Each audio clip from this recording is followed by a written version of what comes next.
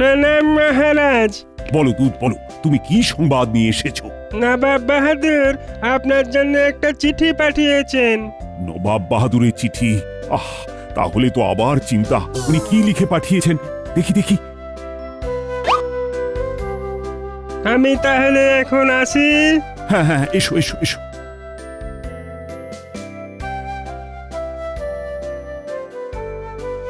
সবাই হাঁ করে তাকিয়ে আছে, চিন্তায় মুখ কালো।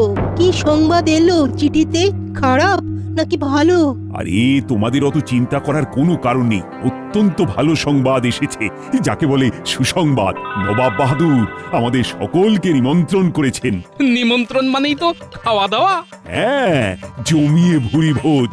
নবাব বাহাদুর আর বেগমের বিবাহ বার্ষিকী উপলক্ষে আগামী রবিবার বিরাট অনুষ্ঠান। কৃষ্ণনগরের গ্রামবাসীদেরকেও নিমন্ত্রণ করেছে।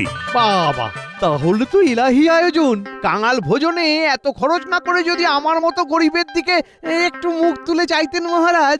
কি বললে? না না না, কিছু না কিছু না। শোনো শোনো শোনো, আগামী রবিবার দুপুর বেলা নবাব বাহাদুরের বিবাহ বার্ষিকী উপলক্ষে সকল প্রজাদের নিমন্ত্রণ রইল। শোনো শোনো শোনো। 31, 32, 33। এই ভর সন্ধেবেলা ওঠ বস করছো কেন গো? বলি তোমার মাথা ঠিক আছে তো? একদম 34। ওই তোমাকে যে কচি কচি শশা কেটে নিয়ে আসতে বললাম, তা এনেছো? হ্যাঁ এনেছি। এই আম যে মুড়ি মেখে ফেলি বলো। আরে না না না না, এখন আমি শুধু শশা খাবো আর ব্যায়াম করব। ব্যায়াম করব আর শশা খাবো। এ তো মহা মুশকিল। কি কারণ সেটা তো বলবে। আরে আরে শোনোনি, আগামী রবিবার আমাদের সবার মুর্শিদাবাদে নিমন্ত্রণ আছে। নবাবী ভোজ খাবো বলে কথা। একটু একটু ব্যায়াম বৈঠক করতে হবে না? বলে মুক্ত না ছড়িয়ে আমাদের পড়ে থাকা 3 বিঘা জমিটা গিয়ে চষো না। তাও তো নিজেদের একটু উপকার হয়। দোকান থেকে ধান চাল কিনে খেতে হবে না। ইনি কথাটা মন্দ বলেনি, ভেবে দেখবো। দাও তো শশার বাটিটা দাও।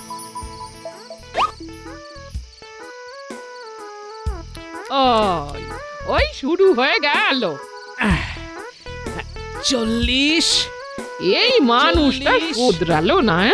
আমাকে না শুধরে নিজেও আমার মতো শশা খাও আর ব্যায়াম করো। খেতে হবে নবাবী খানা। তাই তাই অন্য সব কিছু মানা।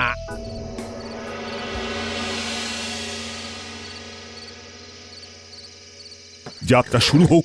পিছনে গরুর গাড়ি আছে, তাই খুব দ্রুত গাড়ি টানার দরকার নেই। সাধারণ গতিতে গেলেও আমরা আগামীকাল সকালের মধ্যেই পৌঁছে যাব। আপনি ঠিকই বলেছেন মহারাজ। আজ শনিবার সন্ধেবেলা কৃষ্ণনগর থেকে রওনা দিচ্ছি। আমরা কালকে সকালের মধ্যে মুর্শিদাবাদ পৌঁছে যাব।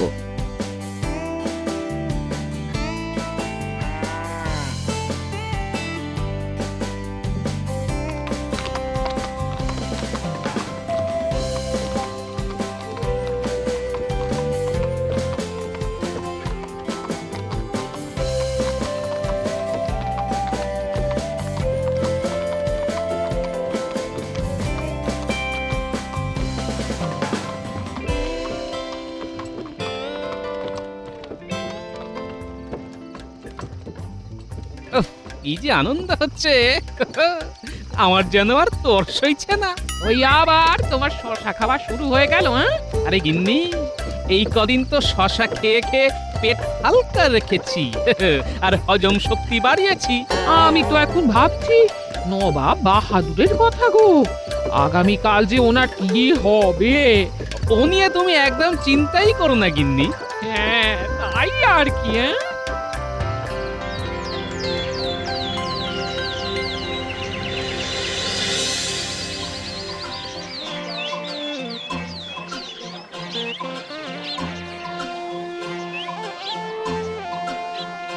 আরে আরে, এই তো কৃষ্ণচন্দ্র, আমি খুব খুশি হয়েছি। আমিও খুশি হয়েছি। আপনারা আমাদের বিবাহ বার্ষিকী উদযাপনের দিন উপস্থিত হয়েছেন। কিন্তু জাহাপানা, আমরা যে কৃষ্ণনগরে সবাইকে নিমন্ত্রণ করেছিলাম, লোক সংখ্যা তো অত বেশি মনে হচ্ছে না। আসলে সবাই তো যে যার নিজের কাজে ব্যস্ত থাকে, তাদের মধ্যে যাদের একটু হাত ফাঁকা আছে তারা এসেছে। বেশ বেশ, আরে আর কত দাঁড়িয়ে দাঁড়িয়ে কথা বলবে? উচিত তোমরা সবাইকে নিয়ে ওখানে যাও। আচ্ছা জাহাপানা।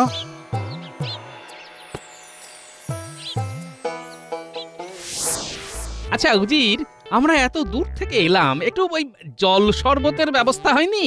হয়েছে তো, ওই দেখো আসছে।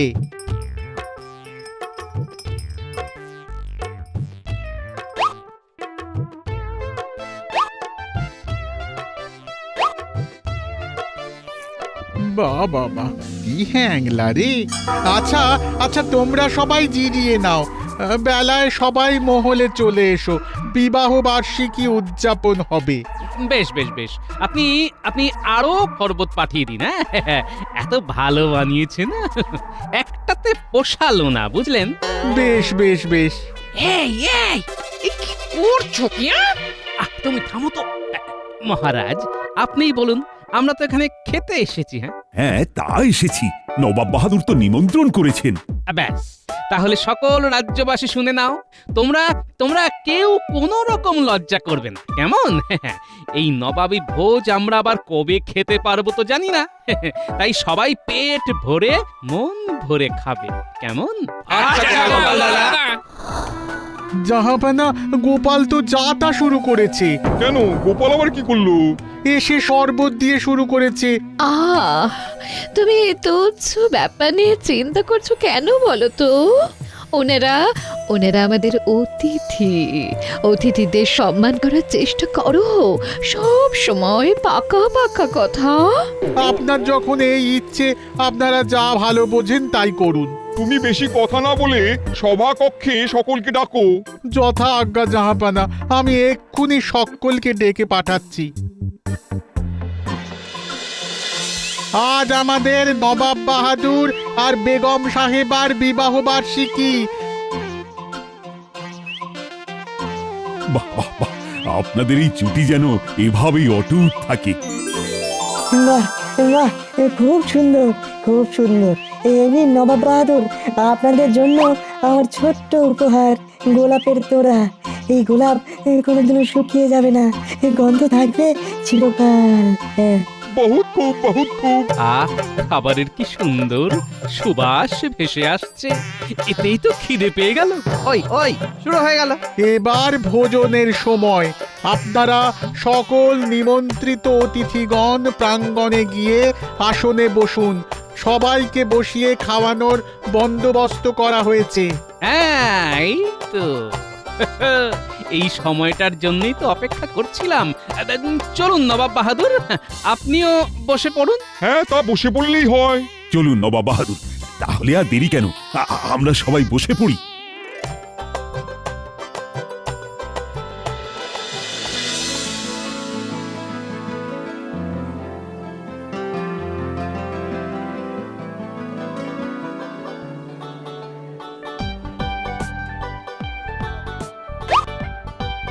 এই একটা বেগুনি দিচ্ছ কেন? আমরা না অতিথি? না না, আরেকটা দিচ্ছি, আরেকটা দিচ্ছি। হ্যাঁ, গোপালকে আরেকটা বেগুনি দাও। বেশ মুচমুচে হয়েছে কিন্তু।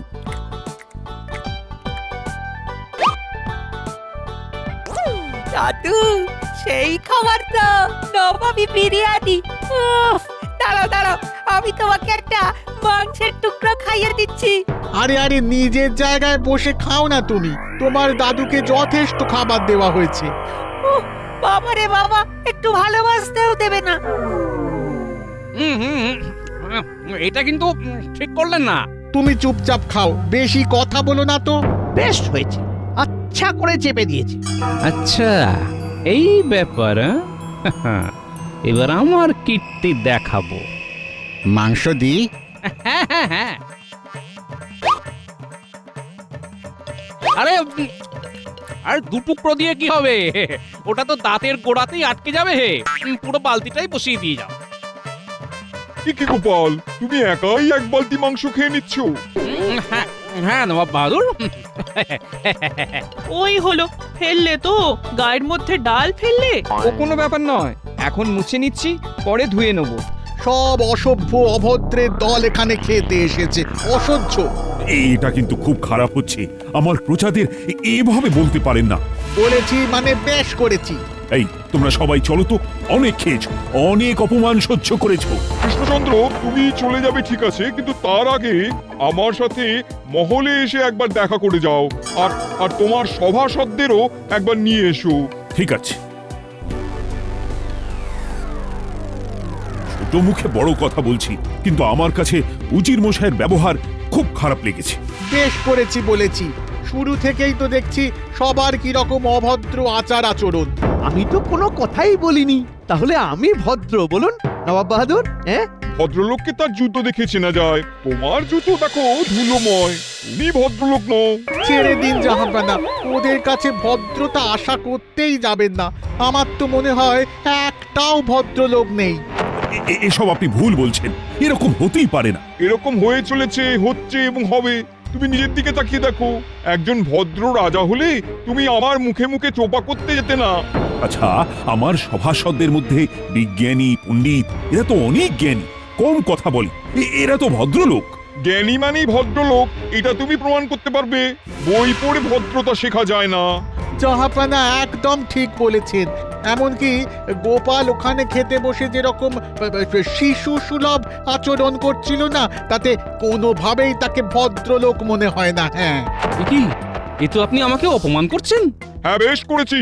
শোনো কৃষ্ণচন্দ্র, তোমাকে 1 সপ্তাহ সময় দিলাম, তার মধ্যে তুমি যদি একজন ভদ্রলোককে নিয়ে এসে দেখাতে পারো, তাহলে আমি তোমাকে আগামী 5 বছর খাজনা মাফ করে দেবো, নইলে দ্বিগুণ খাজনা দিতে হবে। আর হায় হায় করে লাভ নেই। যাও যাও যাও, যে যার ঘরে ফিরে যাও।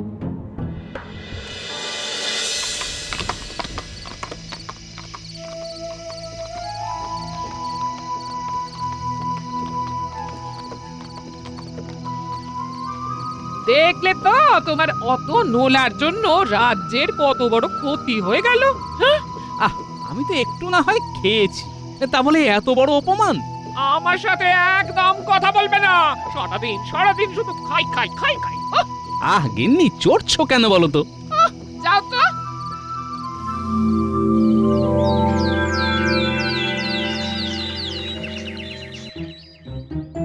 দেখো গোপাল, আমি সব সময় তোমাকে সমর্থন করব এটা তুমি ভেবো না। তুমি একটু পরিমিত খেতে পারতে।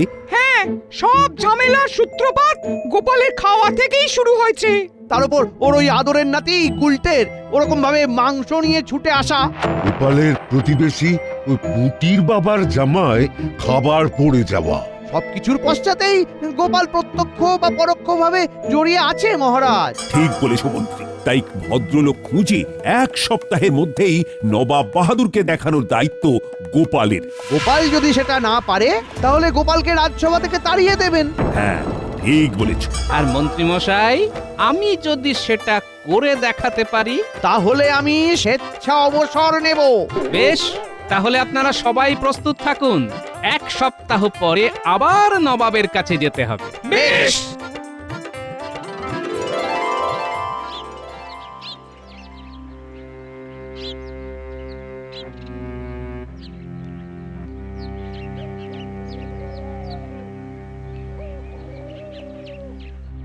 কি গোপাল দাদা, তোমার চোখে মুখে এরকম বিষণ্ণতা ফুটে উঠছে কেন? আর কি করব বলো, এখন তো সব দোষ আমার, তাই আমাকেই ভদ্রলোক খুঁজে আনতে হবে। তা তুমি এই বলদ নিয়ে কোথায় যাচ্ছ? হ্যাঁ, আর কোথায় যাব, এই একটু চান করতে নিয়ে গেছিলাম। বীজ ধান বোনা হয়ে গেছে, এখন তো আর কোনো কাজ নেই। তা এখন এ কি করে? খায় দায় ঘুমোয়, আর সারাদিন হাম্বা হাম্বা করে। কি বললে? সারাদিন একটাই ডাক ডাকে, হাম্বা হাম্বা? হ্যাঁ, ওরা তো আর বিড়াল নয় যে মিউ মিউ করবে, আর মানুষের মতন কথাও তো বলতে পারে না। তা এখন তো তোমার কয়েক মাস এই বলদ কাজে আসবে না। আমাকে দাও না কদিনের জন্য, আমিও তাহলে একটু চাষাবাদের কাজ করতে পারি আর কি। বাহ, বেশ ভালো তো। ওকে একটু 2-3 বার খেতে দিলেই হয়, খুব বাধ্য। বেশ বেশ, তাহলে তো আমার চিন্তা মিটেই গেল। তাহলে আর কি, নিয়ে যাও। এই যা, গোপাল দাদার সাথে যা।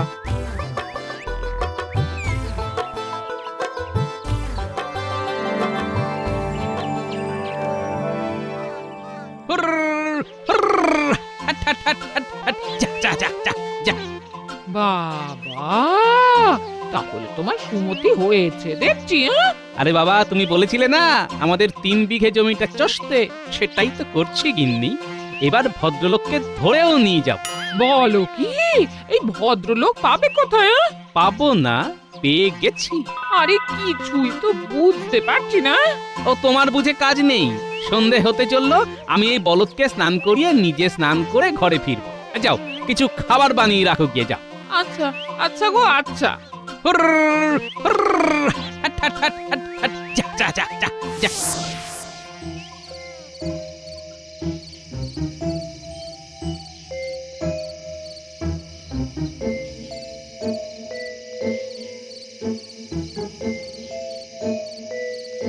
এ কি গোপাল, তোমাকে না ভদ্রলোক খুঁজতে বলা হয়েছে, আর তুমি গরু চড়াচ্ছ? এটা গরু না, বলদ। সে যাই হোক, তোমাকে যে কাজ দেওয়া হয়েছে সেটা না করে এসব করছো কেন? মহারাজ, আপনি শুধু দেখবেন 1 সপ্তাহ পরে আমি ভদ্রলোক খুঁজে নিয়ে যেতে পেরেছি কি পারিনি। দেখেছেন মহারাজ, গোপালের কত বড় চোপা দেখেছেন? ওর মুখের গুলি তো বন্দুকের গুলির থেকেও বেশি জোরে যাচ্ছে। তুমি এত চিন্তা করছো কেন? না করতে পারলে তো ওর চাকরি যাবে। চলো আমরা এদিকে যাই।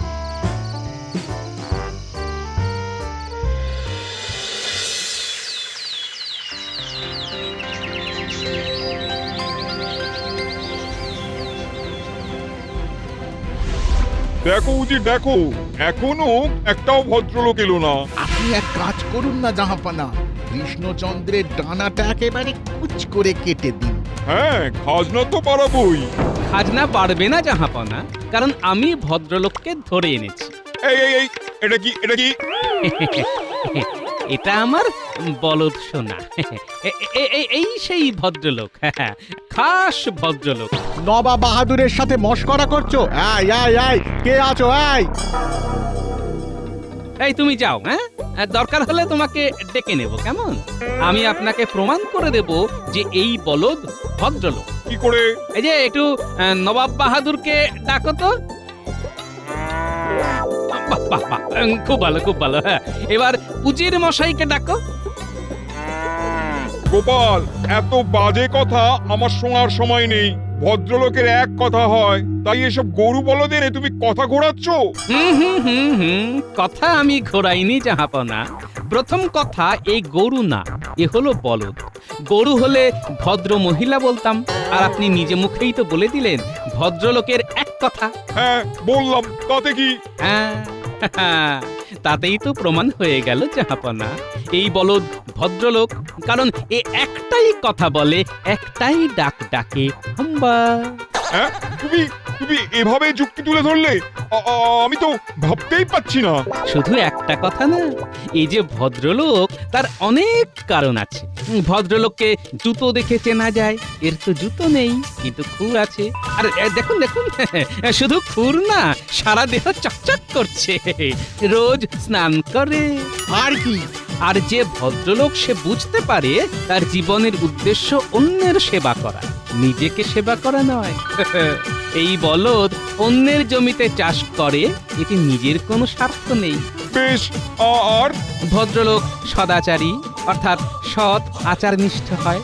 ঠিক আমার এই বলদও কোনো চুরি ডাকাতি, মিথ্যে কথা বলা, কোনো রকম অসৎ কাজের সাথে যুক্ত নয়। আর সর্বোপরি ভদ্রলোকের এক কথা, আর আগেও বলেছি, এই একটাই কথা বলে। বুঝতে পেরেছি। এবার আপনি প্রমাণ করুন যে এ অভদ্রলোক। না মানে, আমি কোনো মানে হয়ে গেল, এবারও গোপাল দাও মেরে দিল। তাহলে আপনার কথা মতো আপনি 5 বছরের খাজনা মাফ করে দিন, নইলে বুঝবো আপনি নিজেই ভদ্রলোক নন, আর সারা মুর্শিদাবাদে রটিয়ে দেব জাহাপনা। না না, এক্ষুনি আমি কাগজে লিখে দিচ্ছি, তোমার বুদ্ধিমত্তায় আমি প্রসন্ন। তুমি প্রকৃত ভদ্রলোককে নিয়ে এসে আমাকে দেখিয়েছো। আরে বাবা,